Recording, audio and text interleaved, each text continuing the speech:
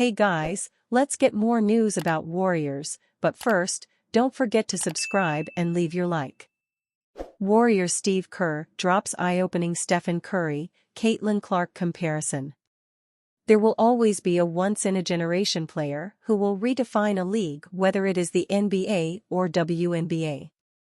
Since Stephen Curry was drafted by the Golden State Warriors, teams practically eliminated their mid-range sets. They also started playing more five-out actions. While this has not happened quite yet due to Caitlin Clark's entry, the Indiana Fever star surely impacts the style of play that her opponents employ, whether it's through schemes or rotations. She might not be a bona fide star yet, but Steve Kerr noted how it will just be a matter of time before her numbers and accolades skyrocket. Clark has been fairly inconsistent with her production since joining the Fever. A lot of it is attributed to growing pains and the intense coverage that she gets on defense, which was not similar to the ones she saw with Iowa. The vast majority of fans expected her to be a win-now piece. But that is just not reality when it comes to rookies. While they can have an impact, Steve Kerr outlined that these are just normal pathways to stardom. The Warriors' head honcho even went as far as to compare her with the greatest shooter of all time, via Stephanie Ruhle of MSNBC. I think it's kind of a rite of passage for young players, whether it's the WNBA or the NBA. The other players are going to test you. Actually, Caitlin reminds me a lot of Steph Curry. A lot of people may not remember this, but in Steph's first couple of years, he was not a superstar. He was not who he is now. He had to get stronger, he had to understand people were coming after him. That's what is happening with Caitlin right now, Steve Kerr said. Kerr does make a great point here. Stephen Curry never averaged more than 20 points in his first 3 years with the Warriors. This was despite playing a little over 31 minutes on a nightly basis when healthy. The same goes for Clark. She is currently shooting 37.3% on all 3 levels of scoring while recording 16.3 points per game. The Warriors star may have more points, but it is worth noting that an average NBA game back is longer than a WNBA clash. Another factor that Kerr is looking at is the target all over the Fever rookie. She was the most hyped prospect that her league had ever seen.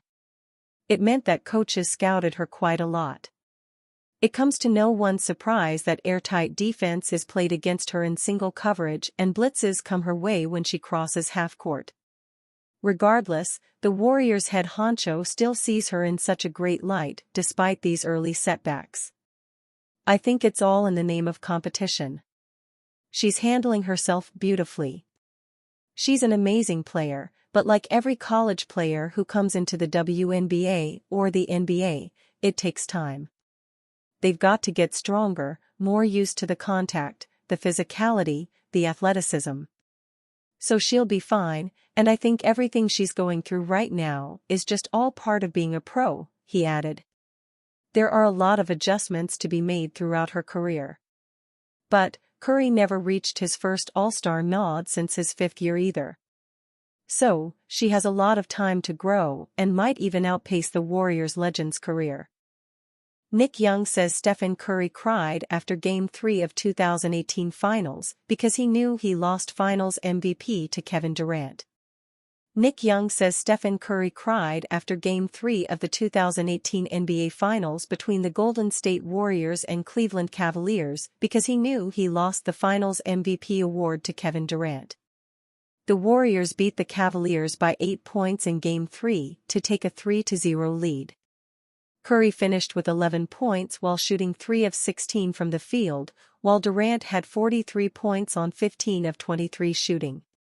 The Warriors won back-to-back titles in 2017 and 2018 over the Cavaliers. Durant won both Finals MVP awards. Curry won his lone Finals MVP award in 2022 after the Warriors beat the Boston Celtics. Durant and Curry are 2 of the greatest players in NBA history.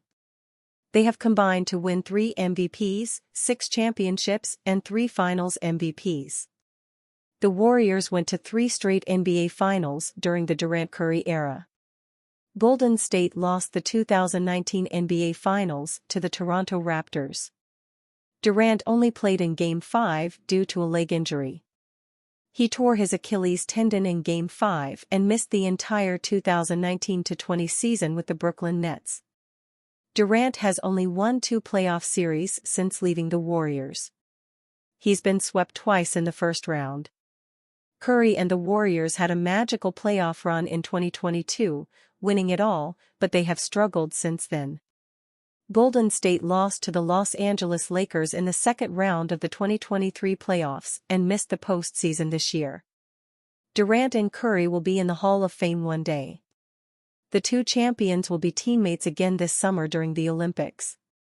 Team USA's roster is made up of Durant, Curry, LeBron James, Bam Adebayo, Devin Booker, Anthony Davis, Anthony Edwards, Joel Embiid, Tyrese Halliburton, Drew Holiday, Kawhi Leonard and Jason Tatum.